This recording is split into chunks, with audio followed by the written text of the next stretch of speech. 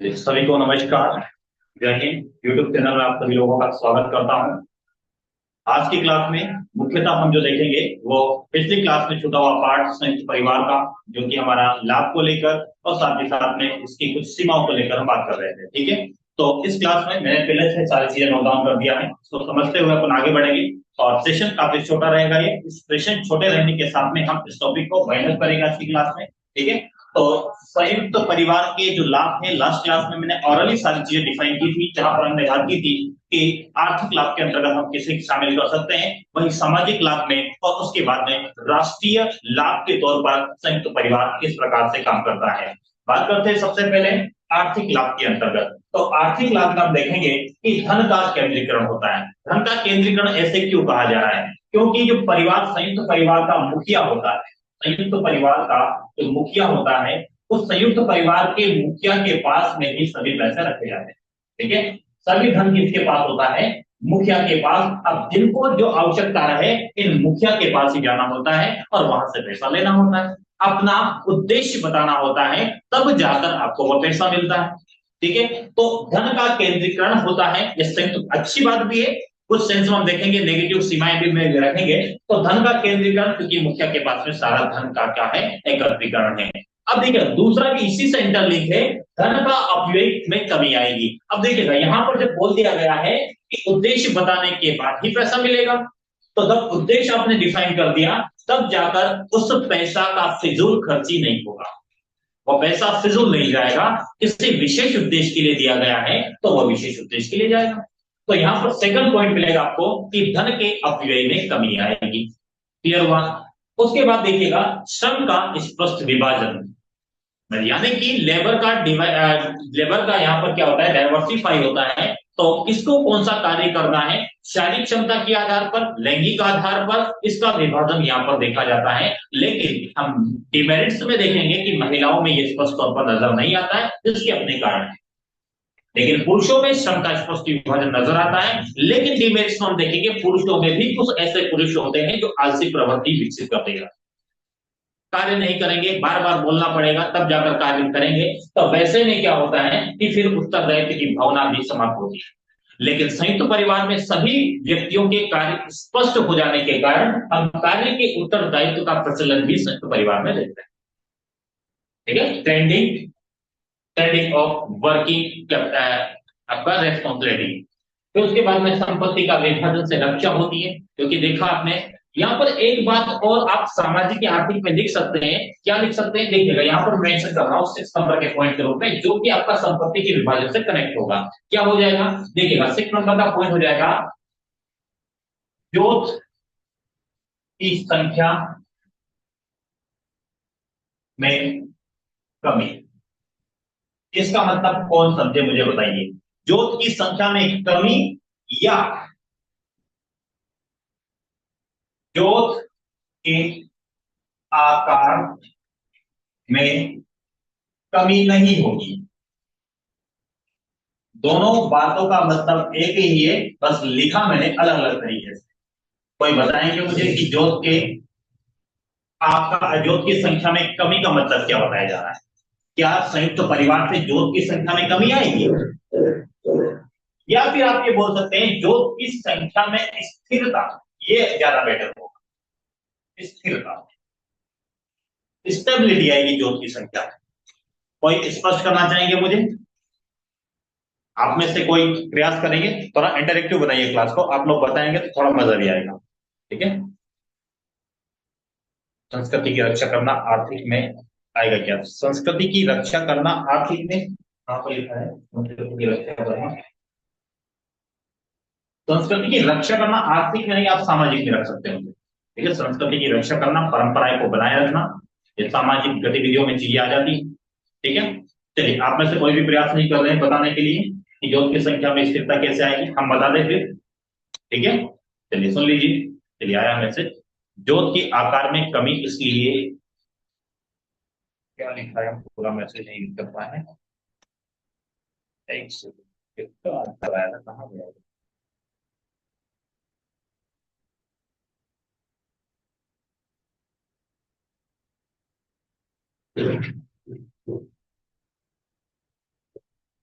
जोत के आकार में कमी इसलिए होगी क्योंकि कृषि का बंटवारा नहीं होगा। नीचे लिखे हैं, शायद नहीं होगा। ठीक है, कृषि का बंटवारा नहीं होगा। सर ज्वाइंट फैमिली में कृषि के साथ करें, एक साथ करेंगे। ठीक है, कृषि जोत में बढ़ोतरी होगी, कृषि जोत में बढ़ोतरी होगी। देखिए बढ़ोतरी तो नहीं बोलेंगे हम लोग, क्योंकि देखिएगा खेत के टुकड़े हैं। मैंने कहा कि जैसे कि यहाँ पर एक डायग्राम बनाता हूँ, ये संयुक्त परिवार का एक जोत है। मतलब खेत का आकार, एक संपूर्ण खेत के आकार को जोत कहा जाता है। जोत कितना बड़ा है।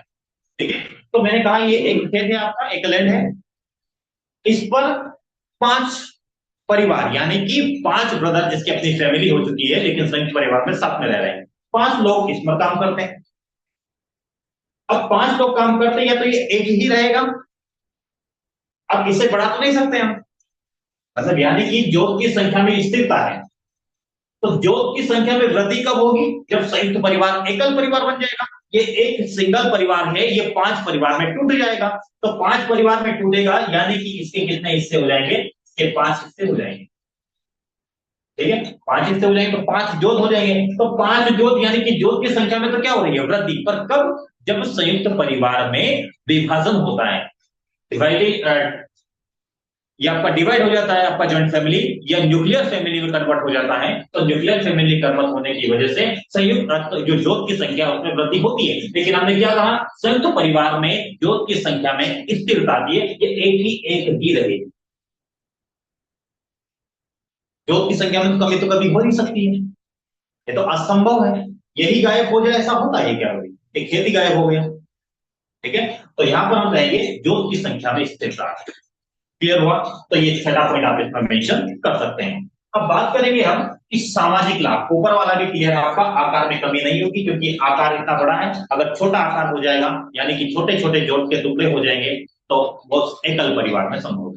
यहाँ पर नहीं। सामाजिक लाभ में बात करते हैं। सामाजिकरण यानी कि बच्चों के लिए प्राथमिक पाठशाला होती है, यहाँ पर आध्यात्मिकता की भी शिक्षा होती है, भौतिकवाद की भी शिक्षा ग्रहण करता है। तो वैसे स्थिति में हम कहेंगे कि सामाजिकरण की प्रवृत्ति में तीव्रता होगी, सामाजिकरण तीव्र होगा। यानी कि सीखने की प्रवृत्ति, सीखने की प्रवृत्ति, ट्रेंडिंग ऑफ लर्निंग, सोशलाइजेशन से वो क्या होगा, स्पीडली होगा। बच्चों के लिए प्राथमिक शाला का काम करता है, प्राइमरी स्कूल्स का ये काम करता है। फिर हम देखेंगे बच्चों में रचनात्मकता का विकास होता है, यानी कि रचनात्मकता मतलब नई नई क्रिएटिविटी आएगी बच्चों को। ठीक है, रचनात्मकता में आप ये भौतिकवाद और आध्यात्म से समन्वय की भी बात कर सकते हैं। सामाजिक सुरक्षा होगी, कोई बीमार हो जाएगा किसी की एब्सेंस में, यानी कि कोई वहां पर उपस्थित नहीं है, तो वैसे स्थिति में कोई दूसरा व्यक्ति उसको हॉस्पिटल तक का उसका हॉस्पिटलाइज करवा देगा, उसको स्वास्थ्य सुरक्षा कर देंगे। किसी के लग जाएगी तो कोई भी वहां पर प्रेजेंट होंगे तो वो वहां पर उसकी देखभाल कर सकते हैं। ठीक है, किसी को कहीं घूमने जाना है तो बाकी अन्य परिवार के सदस्य वहां पे हैं, कि कोई एक फैमिली भी चली गई, माना कि संयुक्त परिवार में से कोई एक कपल घूमने के लिए चले गए तो बाकी तो है। कभी खाने में दिक्कत नहीं आती। एक सबसे बड़ा कारण बताया है कि भारतीय परंपरा में ही वैसे इतना होना नहीं चाहिए। ठीक है,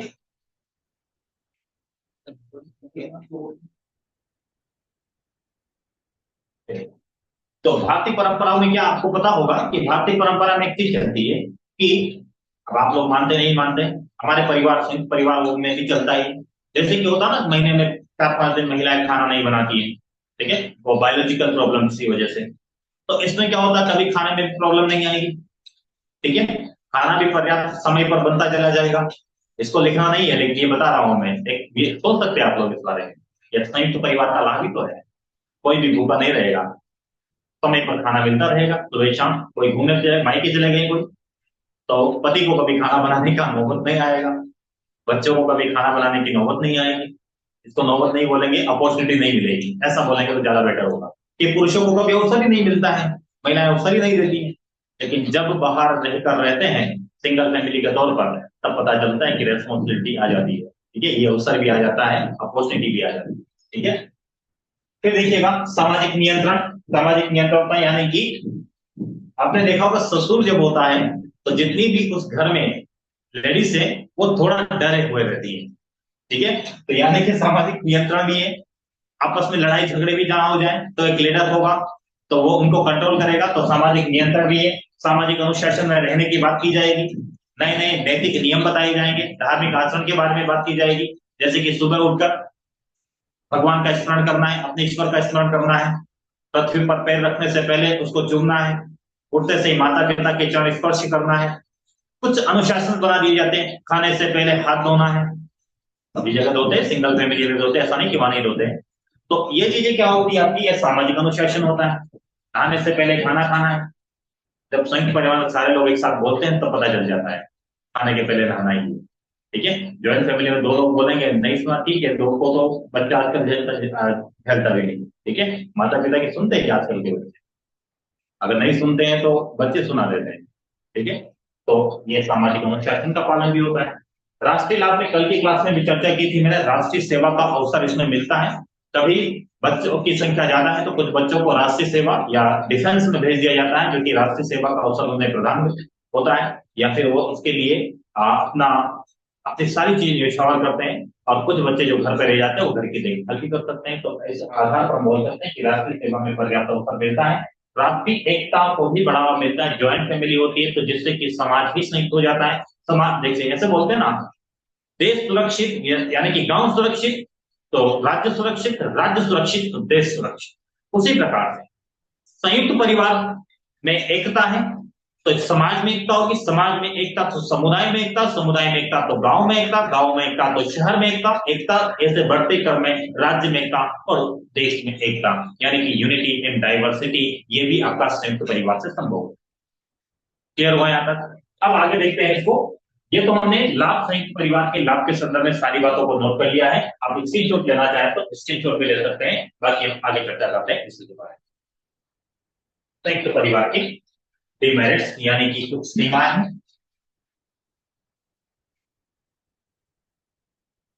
यहां तक किसी को कोई डाउट हो तो बताइए।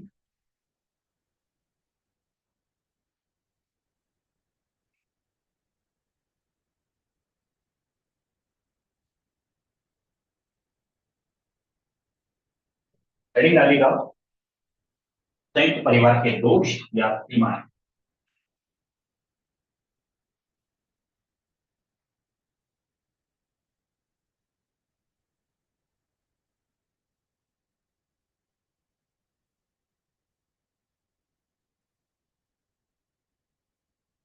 संयुक्त परिवार के दोष या सीमाएं, डिमेरिट्स ऑफ जॉइंट फैमिली बताएंगे क्या क्या हो सकता है। आप लोग भी अपने आंसर तैयार करके रखिएगा, क्या हो सकता है इसमें, कुछ एक्स्ट्रा पॉइंट आप देना चाहें तो आप दे सकते हैं। ठीक है, चलिए इसमें लिखिएगा सबसे पहले, महिलाओं यानी कि स्त्रियों में असंतोष होता है। कैसे होता है, कोई बताना चाहेंगे? महिलाओं में असंतोष, महिलाओं में असंतोष होता है, स्त्रियों में असंतोष होता है। ठीक है, ठीक है, 10 मिनट 10 मिनट से महिला में असंतोष की स्थिति क्यों? क्योंकि वो अपनी भावनाएं व्यक्त नहीं कर पा रही। यहां पर क्या कहेंगे आप, महिलाएं, कितना अच्छा पॉइंट बोला अभी इसने कि महिलाओं को अपनी भावना को व्यक्त करने का अवसर नहीं मिलता है।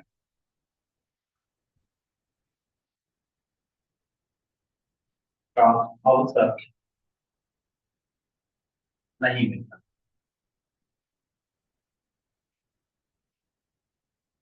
क्लियर हुआ? इस वजह से महिलाओं में क्या होता है, किसी का एक और मैसेज आया था चला गया, स्वतंत्रता नहीं होती। बिल्कुल स्वतंत्रता नहीं होती, ये भी बोल सकते हैं। असंतोष इसी वजह से क्योंकि स्वतंत्रता नहीं है। वो चाहती है कि मैं अपने माननीय, ठीक है, श्रीमान जो भी लगाना चाहे आप, उनसे अकेले में बात करने का थोड़ा सा अवसर तो मिल जाए तो अपनी भावना व्यक्त कर दे, मुझे कुछ चाहिए, मैं बीमार भी हूं, नहीं हाथ पैर दर्द कर रहे हैं, ये तो सुन ले कम से कम कोई मेरी।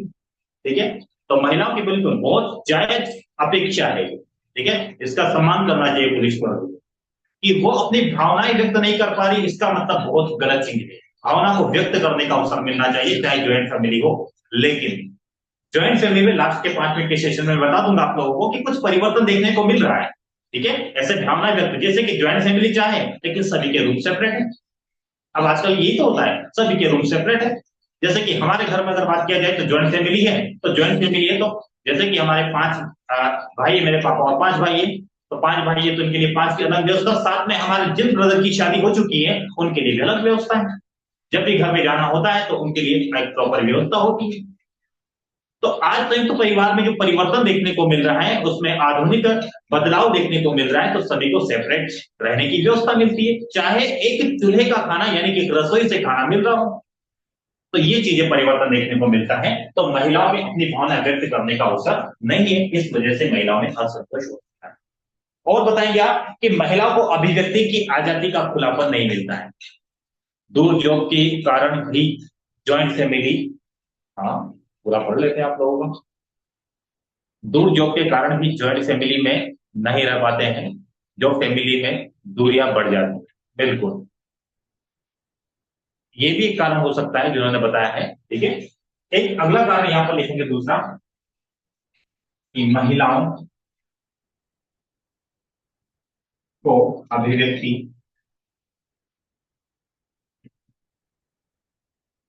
की स्वतंत्रता का अवसर नहीं मिलता है। आपने देखा शॉर्ट वीडियो देखते होंगे आप लोग, शादी के पहले और शादी के बाद, आता है ना, शादी के पहले कैसे भोजन करते हैं, कैसे हंसते हैं, और शादी के बाद कैसे हंसते हैं। देखा होगा ना ऐसा वीडियो, खा के मार के हंसते हैं शादी के पहले क्योंकि मायके में होते हैं, और एकदम स्माइल से हंसते हैं वो भी घूंघट के अंदर, वो होती शादी के बाद। तो ये भी क्या चीज है, ये क्यों सामाजिक दबाव ऐसा बना हुआ है। तो यहाँ पर देख लेना, तीसरा बिंदु हम लिखेंगे, महिलाओं में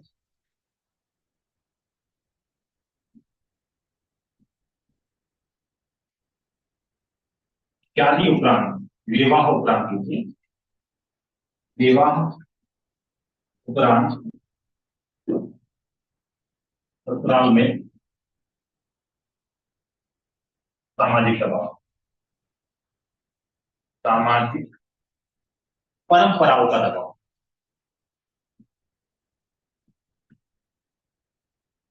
ये ज्वाइंट फैमिली में नहीं मिलेगा, सिंगल फैमिली में आपको देखने को मिलेगा। फिर इसमें लिख सकता है, स्त्रियों में श्रम का स्पष्ट विभाजन नहीं होता है, महिलाओं में श्रम का स्पष्ट विभाजन, श्रम का स्पष्ट विभाजन नहीं।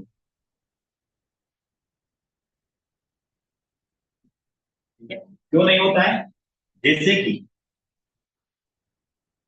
नई दुल्हन पर कार्य का भार अधिक,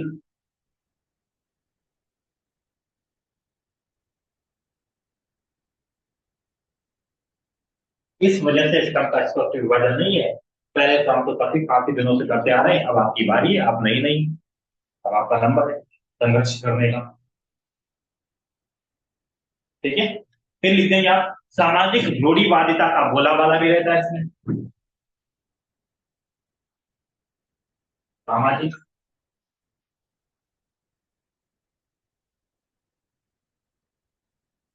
रूढ़िवादिता का बोलाबाला, बोलबाला,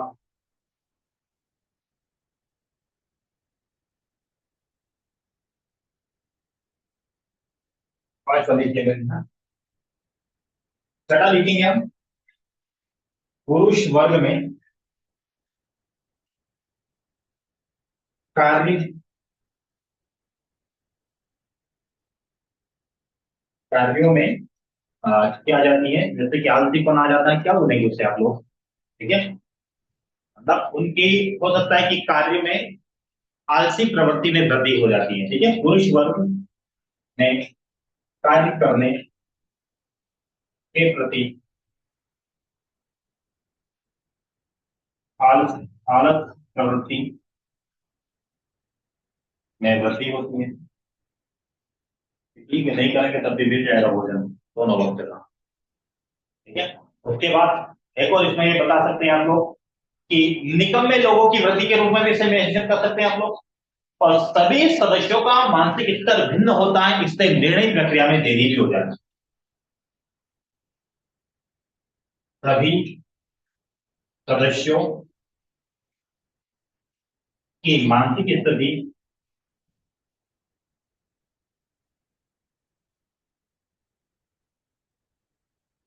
में भिन्नता के कारण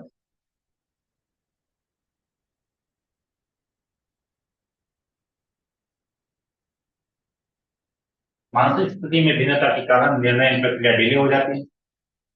निर्णय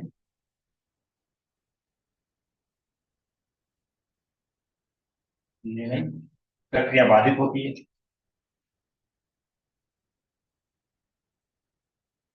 ये 7 पॉइंट आपके सामने मेंशन है संयुक्त परिवार के जो सीमाओं के अंतर्गत इसमें हम बात कर सकते हैं। ठीक है, नोट कर लीजिए आप लोग।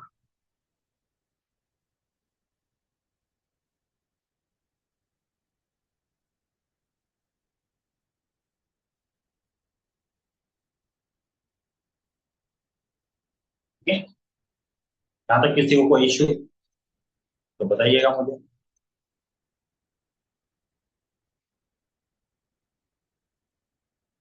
अब इसमें एक अच्छा निष्कर्ष क्या हो सकता है, एक बेटर निष्कर्ष अगर लिखना चाहे इसमें तो एक निष्कर्ष ये बता सकते हैं। एक सेकंड, संयुक्त परिवार में एक आधुनिक परिवर्तन आ रहा है, तो आप लोगों को भी देखते भी होंगे किस प्रकार का परिवर्तन होता है आधुनिक समाज में। संयुक्त परिवार को लेकर कुछ परिवर्तन देखने को मिलता है। ये परिवर्तन आखिर हुआ क्यों? तो संयुक्त परिवार में जो आप देखेंगे कि संरचनात्मक पक्ष में जो चेंजेस देखने को मिल रहा है, संरचनात्मक परिवर्तन में किस प्रकार का चेंजेस मिलता है तो उसकी बात की जा रही है। कैमरा रोटेट हो गया क्या आपका?